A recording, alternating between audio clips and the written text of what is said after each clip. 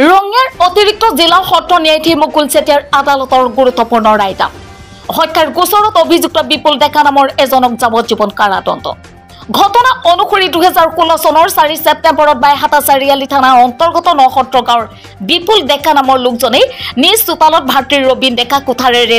ঘপিয়াই নৃশংসভাৱে হত্যা কৰিছিল। তাৰ পাছতে ভুক্তভোগীৰ পত্নী সাবিত্ৰী ডেকাই বাইহাটা চাৰিআলি থানাত দাখিল কৰিছিল এজাহাৰ আৰু ৰুজু হৈছিল 201/16 নম্বৰৰ গোচৰ। আদালতে উপযুক্ত তথ্য প্ৰমাণৰ ভিত্তিত সুদীৰ্ঘ 9 বছৰৰ মূৰত আজি ৰায়দান কৰি অভিযুক্ত বিপুল ডেকাক ভাৰতীয় দণ্ডবিধি আইনৰ 302 ধাৰাৰ অধীনত যাৱজ্জীৱন কাৰাদণ্ড বিহাৰ লগতে 5,000 টকাৰ জৰিমনা বিহে। নমস্কাৰ, আজি ৰঙিয়াৰ মহামান্য অতিৰিক্ত জিলাৰ সত্ৰ ন্যায়াধীশ মহামান্য মুকুল চেতিয়াৰ আদালতে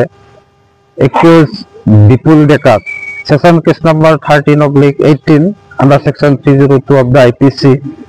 and Baihata Chariali case number 201/16 এই গোচৰ সংক্ৰান্তে আজি দোষী সাব্যস্ত কৰিছে আৰু এই দোষী সাব্যস্ত অনুযায়ী তেওঁক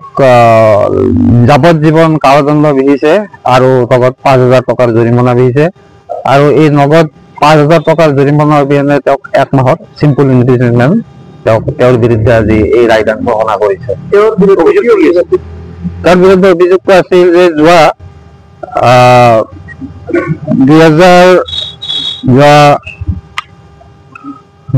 2016 চনৰ 4 ছেপ্টেম্বৰ তাৰিখে নিজ চোতালতে তেওঁৰ ভায়েক ৰবীন ডেকাক কোঠাৰেৰে ঘপিয়াই হত্যা কৰিছিলে আৰু এই ঘটনা সংক্ৰান্তে বাইহাটা চাৰিআলি থানাত এই গোচৰটো ৰুজু হৈছিলে। Baihata Chariali case number 201/16 under section 302 of the IPC আৰু মহামান্য আদালতত 2018 চনৰ পৰা সেশন কেস নম্বৰ 13/18 এই গোচৰ সংক্ৰান্তে বিপুল ডেকাৰ ওপৰত বিচাৰ চলি আছিলে আৰু আজি মহামান্য আদালতে আজি চূড়ান্ত ৰায়দান ঘোষণা কৰিছে। তেওঁলোকৰ মাজত বাদ বিতণ্ডা লাগিছিলে, মানে মাটি সম্পৰ্কে তেওঁলোকৰ মাজত এটা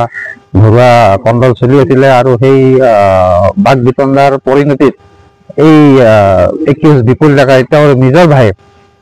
ৰবীন ডেকাক কোঠাৰেৰে ঘপিয়াই নিজ চোতালতে তাক হত্যা কৰিছিল।